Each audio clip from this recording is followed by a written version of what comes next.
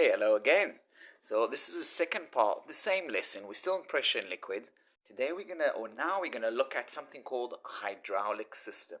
What is a hydraulic system? What we're really trying to do is to answer this key question, which is how can we lift cars?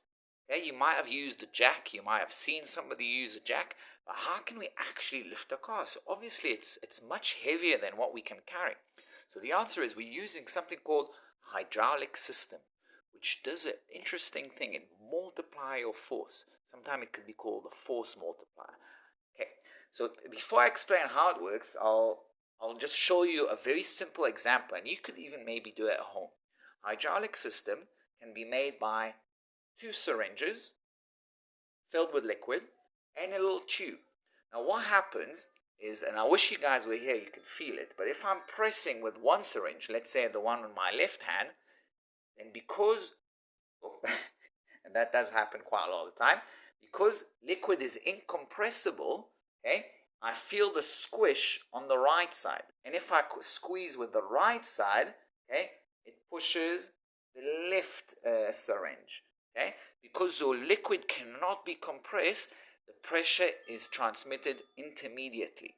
Okay, so that's one thing. It transmit the force from one side to the other side.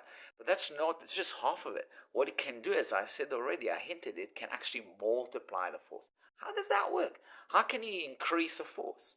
Okay, to do that, I want to just show you this example here. Hope you can see that, and if not, let me know and I'll send the PowerPoint.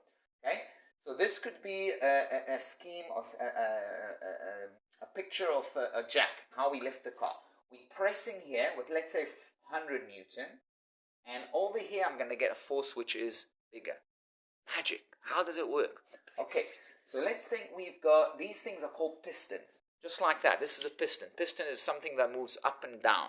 Okay, so as I press here with 100 Newton, I've got an area of 1 meter squared. Now we can calculate, you guys can calculate the pressure inside this liquid. Okay, remember there must be a liquid inside. It doesn't work with gas because gas can be compressed. We have to have a liquid. Okay, now how do we calculate pressure? Okay, that's simply force over area. Okay, remember that little triangle that we had here? Okay, we had the force here, pressure, area. Okay, alright, so pressure is force divided by area. 100 Newton divided by 1 meter square is 100 Newton per meter square. So the pressure here is 100 Newton per meter square. Now the secret is that the pressure of the liquid here is the same as the pressure of the liquid there. Because liquid cannot be compressed, the pressure everywhere is the same. Not necessarily the force, but the pressure is. Okay? So now I can, knowing the area here, I can calculate the force there. So let's say if I had 1 meter square here area, here I'm going to have 10 meters square. In other words, bigger, 10 times bigger. Let's try and calculate the force. How do we calculate the force? Okay. Well, I know that the pressure now is the same. It's 100 Newton per meter square equal to the force, called it F2 on this side, divided by the area. Okay. If you're comfortable with algebra, you should know how to rearrange it. If you're not comfortable yet, you can still use the triangle that I showed you last time, right? How do we calculate force? Pressure times area. So I'm going to multiply the 100 times 10. I've got 1,000 Newton.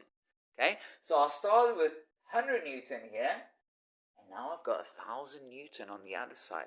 And with that, maybe I can lift a car. So what we can see is, as I have area which is larger than here, my force will be larger. Okay, I hope that helps. Guys, with all the videos, I would like you, just like we were in class, you can just pause me and copy all these notes that I've done. Okay, please write them in the books. Okay, I don't want you just to have digital copies. If you take a photo and put it there, I want you to have it in your books, because when you're going to come back to school, you will have your books again, and that's the one I want you to work with. Guys, after you write that down, do the worksheet that I've put on OneNote. I will put a memo at the end of the week. I hope this week gone well for you. I didn't put too much. I know it's the first week, and I know it's quite difficult, so I didn't really put that much for you. Guys, good luck. If there's any problem, let me know on WhatsApp. Ask questions. Bye-bye.